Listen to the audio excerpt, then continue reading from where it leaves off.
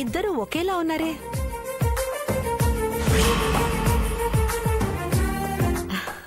కవల పిల్లలమ్మా. ఓ, ఇద్దరిని ఒకేలాంటి పిల్లల్ని, గొప్ప పిల్లల్ని కన్నావమ్మా.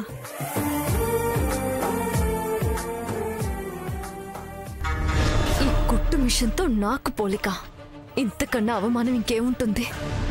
అయినా నేనంత గొప్ప కేసు గెలిస్తే నా కోసం రాకుండా ఇది బోర్డు ఫస్ట్ ప్రైజ్ గెలిచిందని దీనికోసం మినిస్టర్ రావడం ఏంటి? ఒక మినిస్టర్గా నువ్వు బహుమతి గెలుచుకున్నందుకు అభినందించడానికి రాలేదమ్మా. ఒక తల్లిగా నా బిడ్డ మనసు మార్చినందుకు కృతజ్ఞత చెప్పడానికి వచ్చానమ్మా.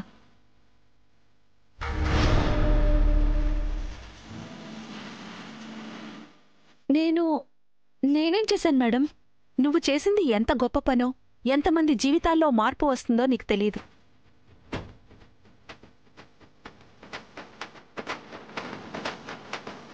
నువ్వు ఒక చేనేత వస్త్రంతో డిజైన్ చేసి ఫస్ట్ ప్రైజ్ గెలవడం వల్ల వాటికి డిమాండ్ పెరిగి ఎంతమంది చేనేత కార్మికుల జీవితాలు బాగుపడతాయో నీకు తెలుసా?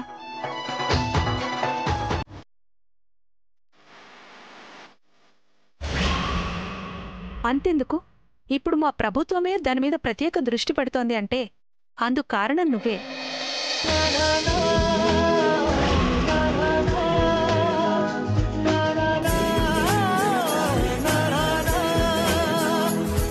మా ధరణం అంతేనమ్మా, ఎప్పుడూ ఎదుటివారి గురించే ఆలోచిస్తుంది. మా వీధిలో నీటి సమస్య వచ్చినా, రేషన్ సమస్య వచ్చినా, ఎవరికి ఏ సమస్య వచ్చినా దగ్గరుండి తనే చక్కబెడుతుంది.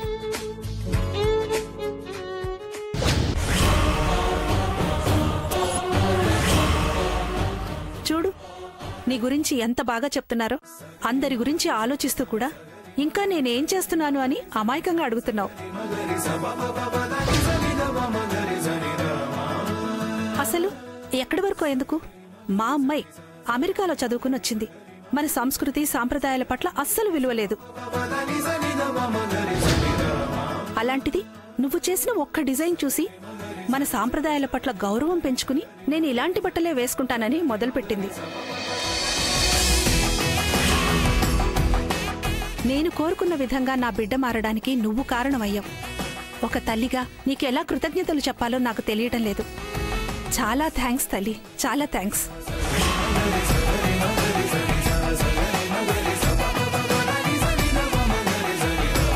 చాలా గొప్ప బిడ్డను కన్నావమ్మా.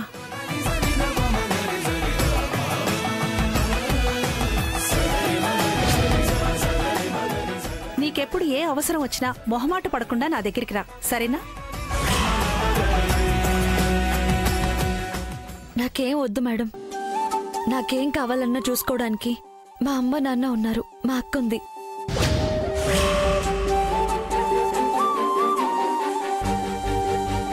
పాపం ఎంతో మంది చేనేత కార్మికులు 3 పూటలా తిండి కూడా లేకుండా ఉన్నారు మేడం. వాళ్ళ కోసం ఏదైనా చేయండి. తప్పకుండా చేస్తాను, నేను మాటిస్తున్నాను. నీకోసం కాకుండా అందరి కోసం ఆలోచిస్తున్నావు చూడు. చాలా మంది మనసులో నిలిచిపోతావమ్మా. చాలా మంచి స్థాయికి వెళ్తావు.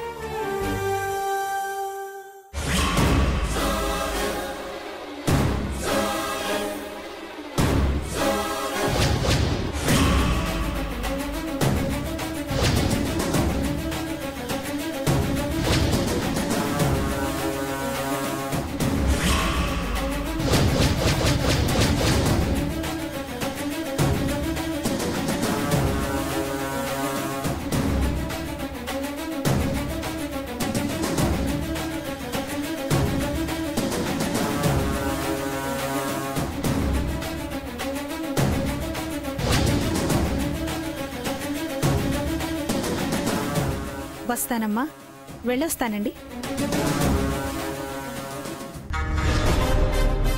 వస్తానమ్మా. అలాగేనమ్మా.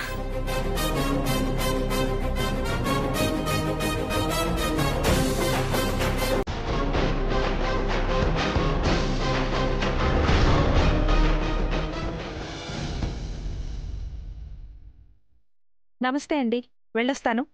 మంచిదమ్మా.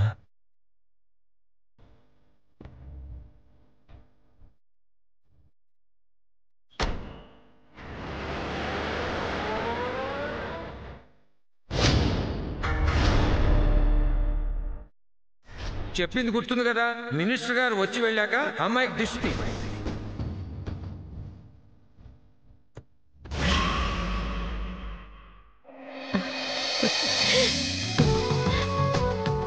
ఇరుగు దిష్టి,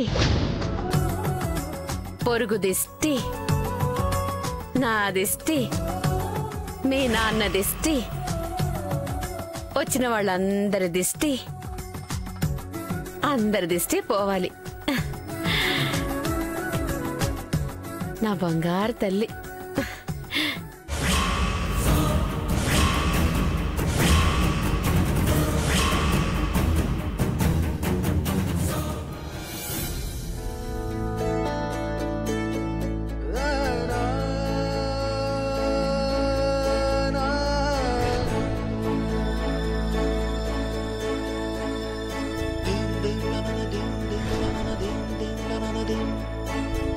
దేవతలందరూ ఇందులోనే ఉంటారు, లోకాలన్నీ ఇందులోనే ఉంటాయి. ముఖంలో విష్ణు ఉంటాడు, కంఠంలో శివుడు ఉంటాడు. మొత్తంగా కలిపితే అనంత కోటి బ్రహ్మాండాలకి ప్రతీక ఈ కలశం. ఆ పరమాత్మే ఇందులో ఉండి మనకి ఆనందాన్ని ఇస్తాడు. ముక్కోటి దేవతల్ని ఆహ్వానించడానికి ఈ కలశ పూజ చేస్తాం.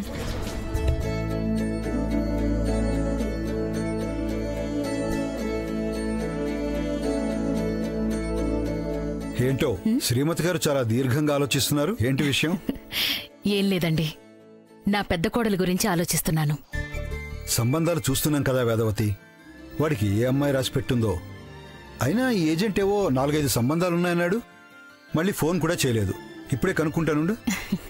అవసరం లేదండి, వాడికి ఏ అమ్మాయి రాసిపెట్టుందో అన్నారు కదా, రాసిపెట్టిన అమ్మాయే దొరికింది.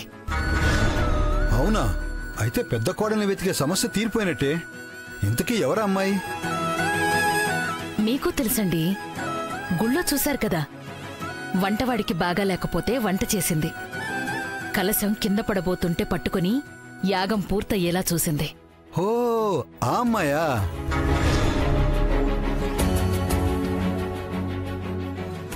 అవునండి. ఆ అందం, అణకువ, తెలివితేటలు అన్నింటికీ మించి మన సంప్రదాయానికిచ్చే విలువ.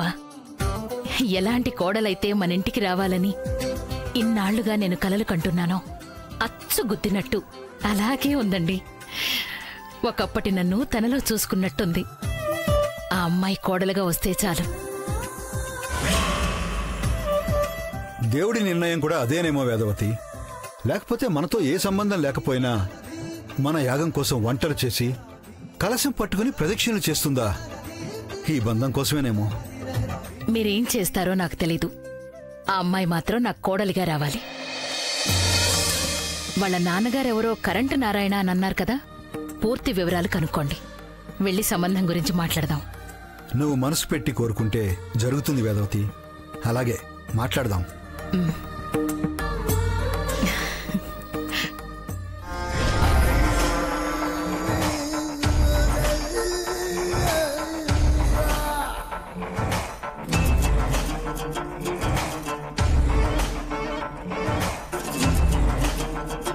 ఏంటన్నయ్యా, ఏదో సంబంధం గురించి మాట్లాడుతున్నట్టున్నారు. ఏమన్నా కుదిరిందా? ఇంకా లేదమ్మా, కుదర్చాలి. ఈరోజు గుళ్ళో ఆ అమ్మాయిని చూశాం కదా, ఆ అమ్మాయి కోడలైతే బాగుంటుందని మీ వదిన కోరుకుంటోంది. సరిపోయింది. పెద్ద కొడుకు నీ వారసుడు వారసుడు అంటుంటే నీ ఆస్తులకి నీ కంపెనీలకి వారసుడు అనుకున్నా, కానీ నీ తలరాతకే వారసుడి చేసేస్తున్నావు అనమాట. అదేంటమ్మా? లేకపోతే ఏంటన్నయ్యా, నువ్వెలాగో ఏమీ లేందాన్ని పెళ్లి చేసుకున్నావు. ఇప్పుడు నీ కొడుక్కి కూడా ఇంకో దరిద్రాన్ని కట్టబెట్టాలా? మన ఆస్తి అంతస్తుకి తగ్గ సంబంధం చూడన్నయ్యా. పరువు ప్రతిష్ట అన్నీ నిలబడతాయి. బాగా డబ్బున్న సంబంధం చేసుకున్నంత మాత్రాన పరువు ప్రతిష్ట నిలబడిపోవమ్మా. భార్య అంటే వచ్చేటప్పుడు ఏం తెచ్చిందన్నది కాదు, వచ్చాక ఇంటిని ఎలా నిలబెట్టిందన్నది ముఖ్యం. నిలబెట్టిందమ్మా మీ వదిన. నన్ను, ఈ ఇంటిని మొత్తం చక్కదిద్దింది. ఈ అదృష్టం, ఐశ్వర్యం అంతా మీ వదిన చలవే. మళ్ళీ అలాంటి కోడల్ని తెచ్చి ఆ అదృష్టాన్ని రెట్టింపు చేస్తానంటే కాదంటానా? ఈ సంబంధమే ఖాయం చేసుకుందాం.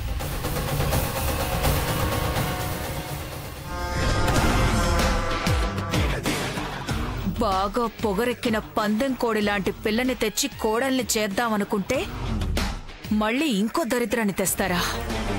జరగనివ్వను. పైగా ఆ హోమం చెడగొట్టాలని నేనెంతో ప్లాన్ చేస్తే పానకంలో పుడకలా మధ్యలో దూరి నా ప్లాన్ మొత్తం చెడగొట్టింది. దాన్నైతే అస్సలు ఈ ఇంటి కోడల్ని కానివ్వను.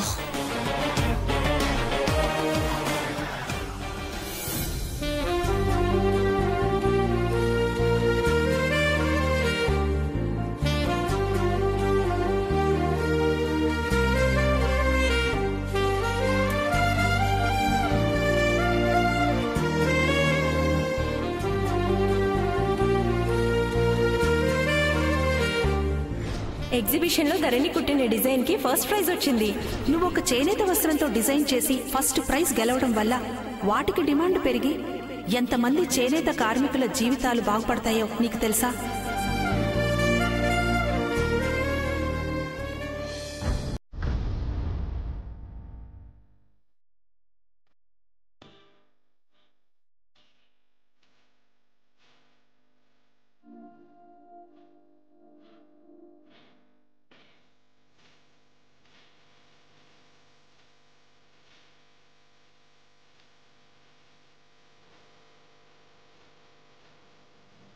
అమ్మా, ఆ కళ్ళల్లో నీళ్ళేంటి? కంట్లో ఏదో పడిందిలేమ్మా. ఈ పాయసం తీసుకెళ్ళి మీ ఫ్రెండ్కి ఇవ్వమ్మా.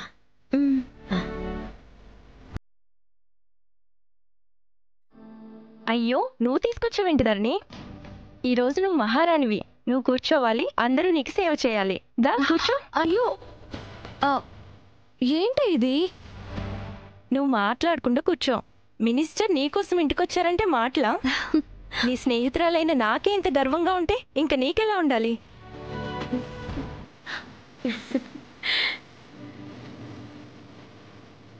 ఆంటీ, అసలు ధరణికున్న టాలెంట్కి, తను పడే కష్టానికి ఎప్పుడో గుర్తింపు రావాల్సింది. పోనీలేండి, ఇప్పటికైనా వచ్చింది.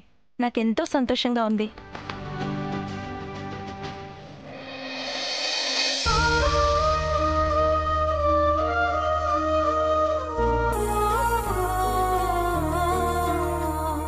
అంకుల్, మీ చేత్తో ధరణికి పాయసం తినిపించండి. రండి, తినిపించండి.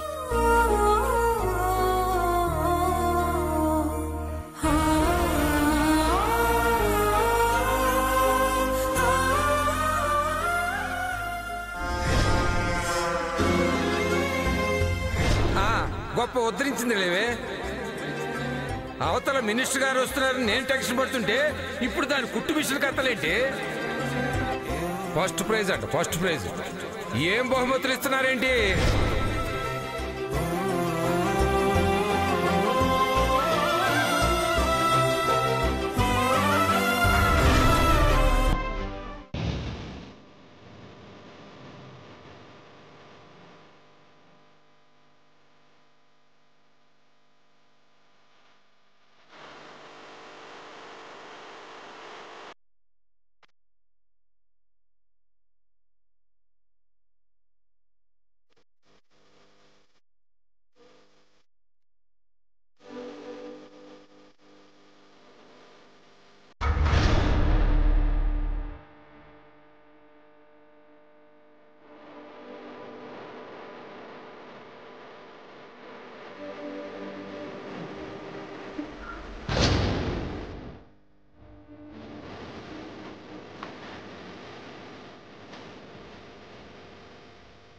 చూస్తారేంటి అంకుల్, తినిపించండి.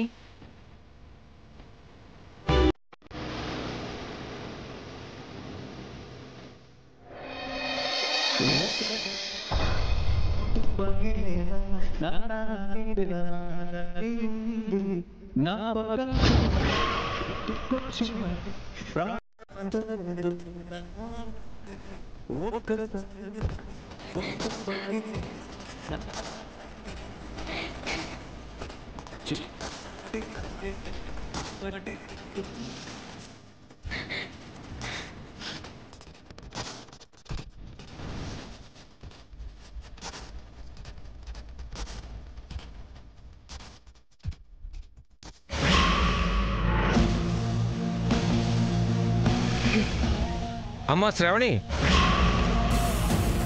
ఆగమ్మా. ఈ పాయసం తినేళ్ళమ్మా. నాకేం అవసరం లేదు.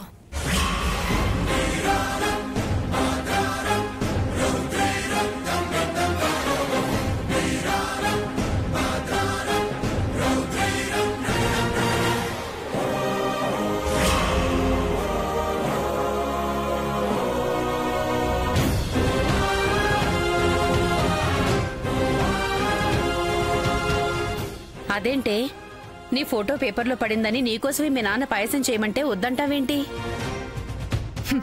నా ఫోటో పేపర్లో పడిందనో, నేను కేసు గెలిచాననో పాయసాలు స్వీట్లు పంచడం మొదలు పెడితే ఇంకా రోజు పంచుతూనే ఉండాలి.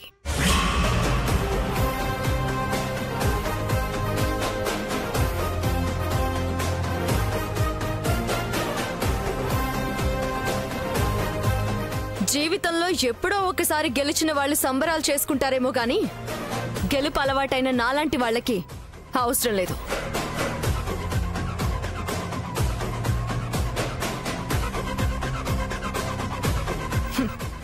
అయినా మరీ ఎక్కువ సంబరాలు చేసుకోకండి.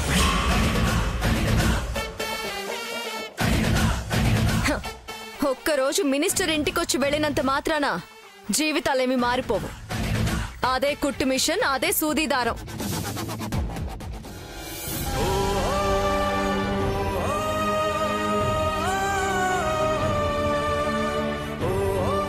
నేను డ్యూటీ మధ్యలో వచ్చాను గోదారి, వెళ్తాను. సరే ధర్ని, రేపు కలుద్దాం. ఉంటాను.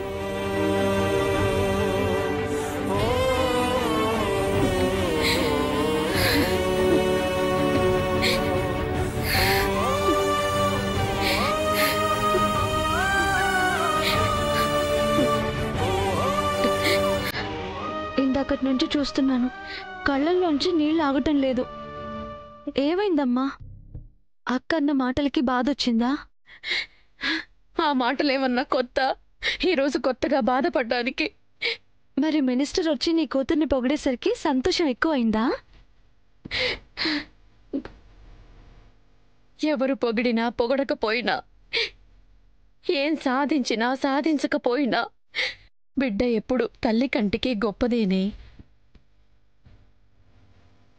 కానీ నిన్నెవరైనా పొగుడుతుంటే మీ నాన్న సంతోషించటం ఎన్నో ఏళ్ల తర్వాత మళ్ళీ ఈరోజు చూశాను.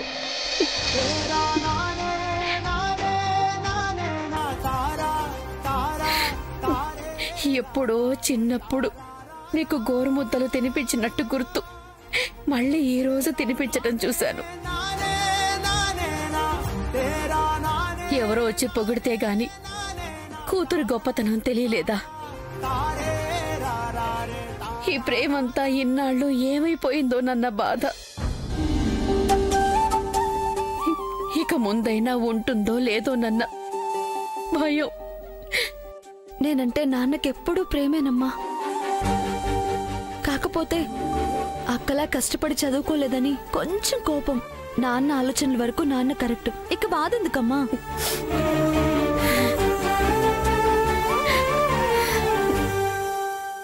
నిజమే, గుళ్ళో ఆ అమ్మాయిని చూస్తుంటే ఒకప్పటి వేదవతిని చూస్తున్నట్టే ఉంది. ఆ పద్ధతుల్లో, సాంప్రదాయాల్లో, బాధ్యతల్లో అచ్చు గుద్దినట్టు వేదవతిలానే ఉంది. ఈ వేదవతి ఒక్కదాని ముందే నా ఆటలు సాగడం లేదే. అలాంటిది ఇంకో వేదవతి వస్తే ఇంకేమన్నా ఉందా? ఇద్దరూ కుటుంబానికి రెండు కళ్ళైపోతారు. అంతా వాళ్ల కనుసన్నల్లోనే ఉంటుంది. ఇన్నాళ్ల నా ఎదురుచూపులకి ఫలితం లేకుండా పోతుంది. సాంప్రదాయం తెలిసే అమ్మాయి కాదు, చెడుగుడు ఆడే అమ్మాయి కోడలిగా రావాలి. అప్పుడే నా ఆటలు సాగుతాయి. నువ్వు చేసింది ఎంత గొప్ప పనో, ఎంతమంది జీవితాల్లో మార్పు వస్తుందో నీకు తెలియదు. నువ్వు ఒక చేనేత వస్త్రంతో డిజైన్ చేసి ఫస్ట్ ప్రైజ్ గెలవడం వల్ల వాటికి డిమాండ్ పెరిగి ఎంతమంది చేనేత కార్మికుల జీవితాలు బాగుపడతాయో నీకు తెలుసా? ఇప్పుడు మా ప్రభుత్వమే దాని మీద ప్రత్యేక దృష్టి పెడుతోంది అంటే అందుకు కారణం నువ్వే. నేను కోరుకున్న విధంగా నా బిడ్డ మారడానికి నువ్వు కారణమయ్యావు. ఒక తల్లిగా నీకెలా కృతజ్ఞతలు చెప్పాలో నాకు తెలియడం లేదు. చాలా థ్యాంక్స్ తల్లి, చాలా థ్యాంక్స్.